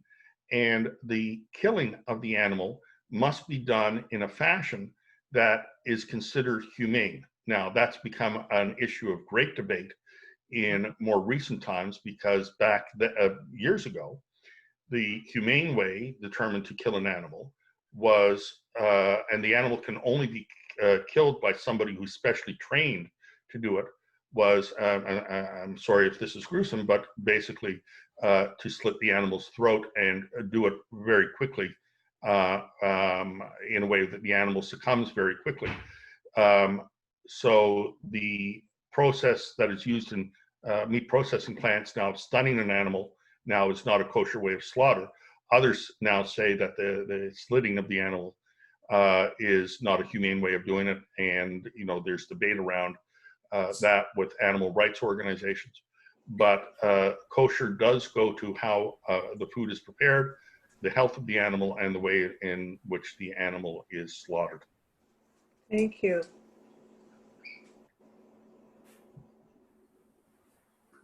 Do you eat only kosher food? No, I grew up in a household that was like many of my contemporaries, especially if you were sort of middle of the road conservative, was schizophrenic in its existence, in that inside the house, only kosher food would be allowed. But if we went out to a restaurant, we might order food that was not kosher. Now, the extent to which it was not kosher, and all this becomes, in a way, some people laugh and say it's silly. If it's not kosher, it's not kosher. But you could order a hamburger, for example. The meat wouldn't be kosher, so it's strictly not kosher. But you wouldn't necessarily order a bacon burger because it had bacon. So that's a real insult, Some people would eschew eating certain non-kosher things outside the home. We also, in our home, which was not uncommon, I told you about the 8 sets of dishes. Well, there were really 9 because there were paper plates. And sometimes, occasionally, not a great deal, but my mother would look the other way and we might order in something, but only have it on paper plates. So something from a Chinese restaurant, So but we'd only eat it on paper plates. So I grew up in that kind of way, much more observant, to the point that it was a central part of what I did, but I wasn't strictly kosher. It did form my tastes, though. I didn't eat pork products until I was considerably older because I was just they didn't appeal. They just didn't appeal to me.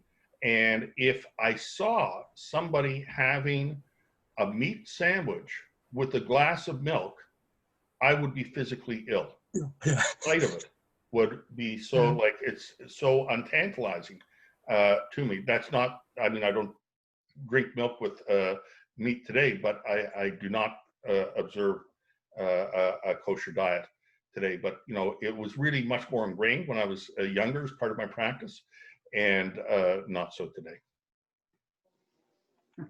Thank you. Although Jim and Sheila shared that they do come to our Passover Seders. We have a thing. And Jim insists on eating kosher. He's the only one at the table who does. Everybody else doesn't. I mentioned that. Yeah. Did you say you drink to that, Chip? I'll drink to that too. Yeah. Absolutely. Yeah. Yeah, I have a friend who swears by kosher butchers that they're just better meat. And I have bought, at his recommendation, he'll send me to the kosher butcher and say, you have to try these chickens. They're the best ever. Absolutely. Are the best ever. Yeah, and that could be. Interestingly enough, some of the halal laws, dietary laws for Islam are similar to kosher laws with regards to meat. And not so much now because there's a much larger Islamic community in Toronto, but it wasn't so many years ago that you would find more observant Muslims going to kosher butchers because there were not halal butchers available to them, and something that was kosher prepared was also acceptable for their dietary directives. So, Yeah, I have a friend in Bowmanville who does the exact opposite. They're Jewish, and she drives to Blue Sky in Pickering, which is a halal butcher shop, and she buys her meat there. Yes, yeah. To get the good. And you just made mention of one thing that reminded me something I was talking a little bit about the Jewish population in Canada and Toronto in particular. And in Toronto, the Jewish population, they are generally more centrally or located in in certain areas of the city. Part of that is, we said, well, why all the Jewish people live there?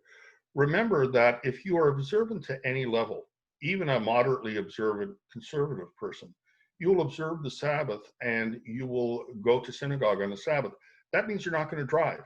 That means your synagogue has to be within walking distance. So you're going to live close to that. But in Toronto, if you took the sort of rectangular area with Bloor Street on the south, maybe over to Keele on the west, the Don Valley to the east, and up to Major Mackenzie in Richmond Hill, within that area, I would say at least 50% of the Jewish population of the GTA reside. Now, they do reside in other areas as well, but not so much, as you go further away, not as many Jewish people in Scarborough or Etobicoke. In Durham, there are 3 centers, Jewish centers in Ajax, Whitby, and Oshawa, synagogues. My grandfather actually built the synagogue in Oshawa in the 1950s because my family we have origins in Durham. My family, and I still have some family who live in Durham. We lived in variously in Whitby, Oshawa, Pickering, Ajax for many years. Yeah, my friend who lives in Bowmanville is actually the president of the Oshawa Synagogue at the moment. Really? Yeah. Really? Yeah. We have. Well, that's interesting. I have. If your friend's interested, I have some photos of like at the time it was built and dedicated from. Oh, he would. 1950s. Yeah. Jeff, you are so knowledgeable. Did you study Judaism extensively? No, you've now come to the heart of it, Heather. I made up everything I just told you guys. Okay, so my family was a little bit more insistent than most of my contemporaries in terms of my Jewish education. I mentioned at the outset that I went through separate parallel Jewish education right through the high school years. And so I had more formal education, and I also kind of took to it, or I took to certain parts of it. So it stayed with me, and it's formed a certain body of knowledge and experience. So yeah, I don't pretend to be an expert or a scholar, but I've got at least some grounding and knowledge of our history. Jeff, Thank you for sharing with us. My pleasure. Jeff, are your children following that same sort of path? No, they're not, and that's I think largely a result of my limitations or failings in that. It has not. It's a strange thing. It's important for me. Both my wife and I have felt that our children should be allowed to find their own path although knowing that they are Jewish. There's no question in their minds of who they are. That's but the main their thing. degree of involvement and their degree of association with practice in the same ways that mine were are much more limited, and as is the experience. As is the experience.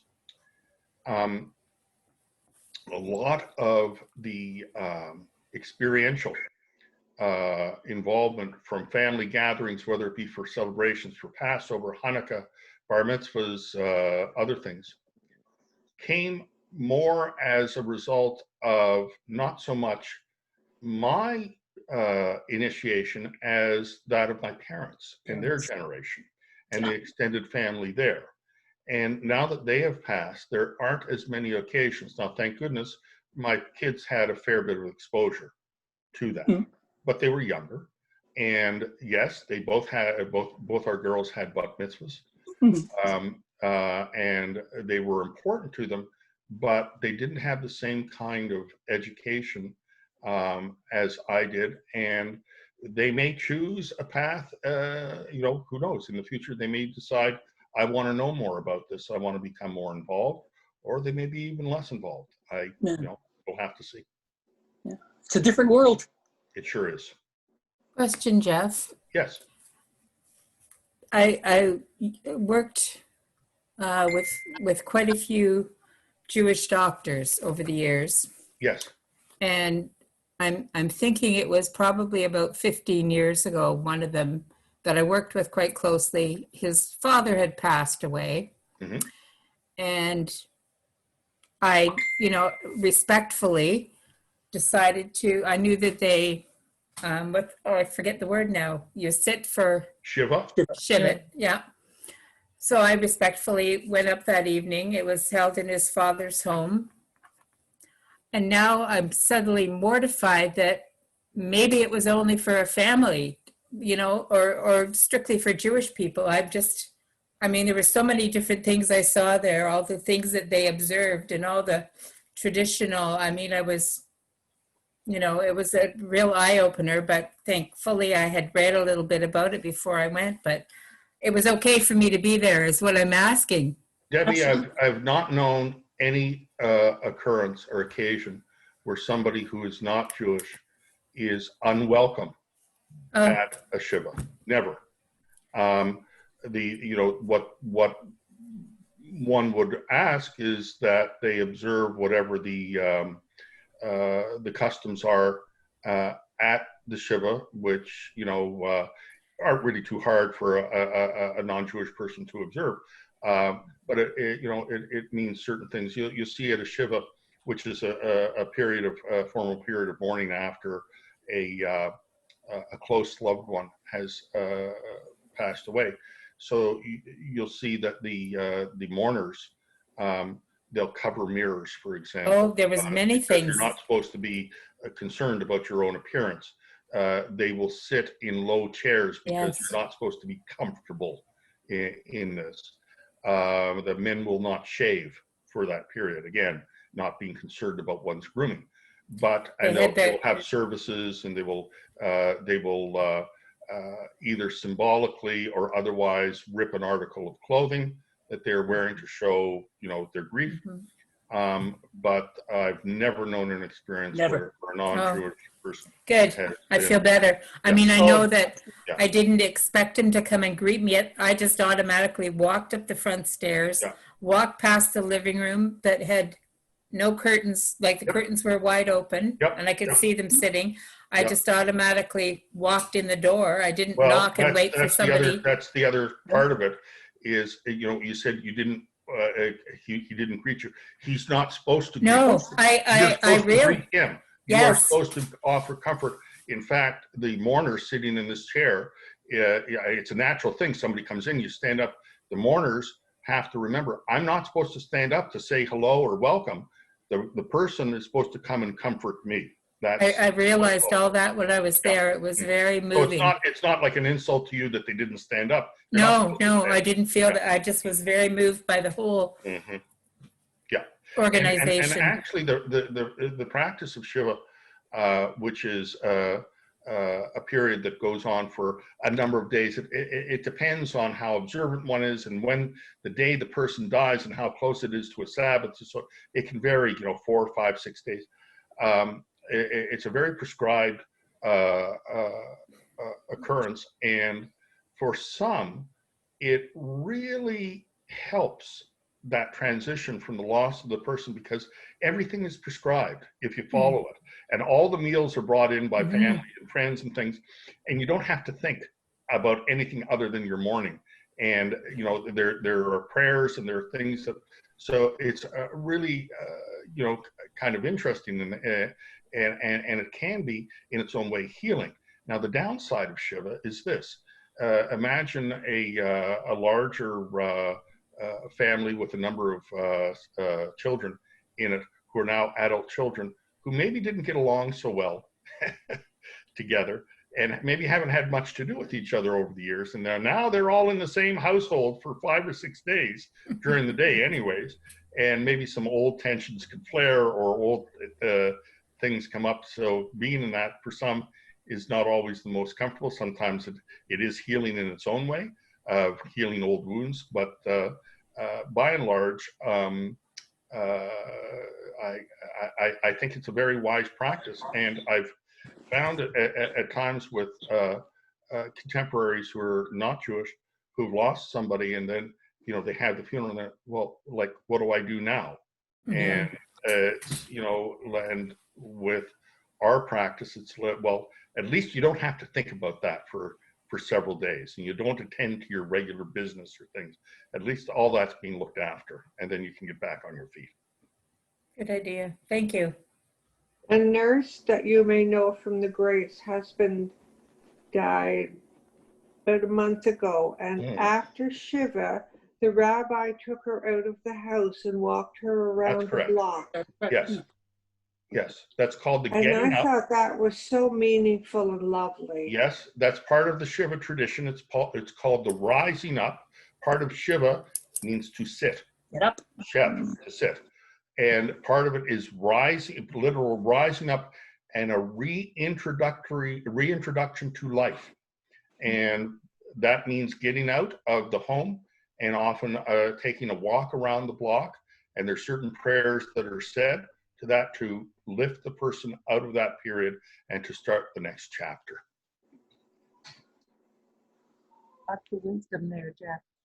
I'm sorry? Lots of wisdom. And some of the things are there surely are. Yeah, there's lots to be learned. Jeff, what does the Jewish religion feel with heaven? Is there? There's not a there's not a heaven in the same way as is often depicted with angels and harps and all this. There is a kind of afterlife existence. There's also not the other place, in terms of the fire and whatnot. It's kind of diffuse in a way. I think what is more central to the experience is not the idea of one should lead a certain life and certain good, in quotes, life in order to have an existence ever after in a heavenly environment, but more that one is living and to set that kind of example for one's family, for one's community. But the after someone is gone, there is a real connection in some way to what has occurred before. So Jewish people have, through the year, certain periods of observance where the more observant will, at least 3 times a year on certain holidays, attend the synagogue and for a memorial service for their departed parents or loved ones. And in some cases, people will do this if their parents have passed away. They may even do it for their grandparents. So it's that honoring of generations previous, and visiting the cemetery on certain occasions. Also, remembering the anniversary of the passing of a loved one, lighting candles, again, going to the cemetery for that, and having that kind of continuity. It's more something that talks to the importance of honoring those who have gone on before, and by not forgetting them, not forgetting who you are. Yeah. More Catholic here. Yeah. Sorry. Yes. I only attended one Jewish funeral, and there again, it was that good friend of mine. And one of the things that's always stayed in my mind is when we went to the graveside and we were each handed the shovel Yes. to shovel one handful of dirt into the grave, because that was the one observation that the person that was being buried could not return the favor. So Yes. that always stayed very close to me and to my heart and understanding. Yeah, there are some real poignant traditions and aspects of that. One of the greatest mitzvah, mitzvah means deed. So bar mitzvah means, reaching the point of being obligated to do deeds. A mitzvah, a deed, a good deed that one can do is to participate in covering the coffin of somebody who has passed away, at least by putting a shovel full of dirt towards that. It's considered to be one of the great deeds you can do for somebody. There's an interesting tradition that goes with that as well, in that you will find that at a grave site, and after a coffin has been placed in the ground, there'll be the earth around it, and there'll be a number of shovels in the earth for people to participate in filling in the grave, and they'll line up and they'll do it. But the shovel is never to be handed from person to person. It's always to be put back into the earth. Part of this is that you're doing this, but you're not doing this sort of like, not willingly, but you're not sort of rushing in to do it. So it goes back into the earth, then the next person takes it. And also there is a tradition of the first shovels of earth going into the ground not being done by the front of the spade, but by the back of the spade, and pushing dirt in that way. Again, it's a kind of reluctance of doing this. You're doing it, you have to do it, it's important to do it, but you're not doing this gladly or in some kind of excited fashion. That makes sense. Yeah. Back to you. It's 9:15. We've Okay. really held you a long time, Jeff. Not at all. It has been a fascinating evening. I've enjoyed it very much. Really, Thank you, so grateful to have you participating with us and leading us and teaching us and sharing with us. On behalf of everybody here, thank you so much for. Well, thank you for the opportunity. Nice to see. So I would say old faces, but they're getting younger. There are all these. Nobody's getting older. Nobody's getting older. Nobody's Nice to see folks, and everybody should be well during these challenging times. And hopefully, if we have something like this in the future, we can do it on a face-to-face basis. That would be lovely. That would be Yeah. lovely. So much. Thank Yeah, you. in Judaism, at the end of the Passover Seder, one of the things that we say, as a hope, is next year we should do this in Jerusalem. Well, next year we should do this in Courtice. Yeah. Okay. Sounds good. Bye now. Thank Thank you you. for the Bye. invitation. I appreciate it. Thank you. Thanks. Shalom. Shalom. Shalom. Hello.